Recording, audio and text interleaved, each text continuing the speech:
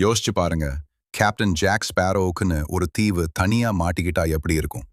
முதல் நாள் ஜாக் ஒரு தீவுல கண்ணு முழிக்கிறாரு. ஆட்கள் இல்ல, கப்பல் இல்ல, வெறும் மணலும் ஒரு பெட்டியும் தான் இருக்கு. தொறந்தா தங்கம், மேப், அப்புறம் ஒரு கொடி. ஆஹா, இப்பதான் எல்லாம் கரெக்டா இருக்கு. மூணாம் நாள் செம நிம்மதி. சாப்பாடு, தண்ணி, எந்த வம்பும் இல்லாம ஜாக் என்ஜாய் பண்றாரு. அப்போ ஒரு கொள்ளையர் கப்பல் வருது. ஜாக் ஜாலியா படுத்திருக்கிறத பார்த்துட்டு, ஏய், இந்த தீவு உன்னோடதா? ஜாக் சிரிக்கிறாரு. இல்லையே. முதல் வாரம் ஃபுல் பார்ட்டி தான். சண்டை இல்ல, ரூல்ஸ் இல்ல. ஜாக் செம குஷியா இருக்காரு. அப்போ ஒரு ராட்சச கப்பல் வருது. கருப்பு பாய்மரம், கொள்ளையர் அரசன் இறங்கி வரான். இந்த தீவு உன்னோடதா?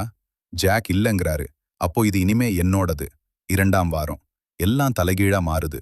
ரூல்ஸ், அதிகாரம், ஜாக்கோட சுதந்திரம் போச்சு. எல்லாரும் ஜாக்க துரத்துறாங்க. எல்லாத்துக்கும் நீதான் காரணம் அப்படின்னு கத்துறாங்க. அடுத்த நாள் காலை மயான அமைதி. கப்பலையும் காணோம், ஜாக் ஸ்பேரோவையும் காணோம். கொள்ளையர்கள் தீவுல மாட்டிக்கிட்டாங்க. அங்க ஜாக் ஒரு லெட்டர் மட்டும் வச்சிருக்காரு. இந்த தீவு ஒருபோதும் என்னோடதில்ல.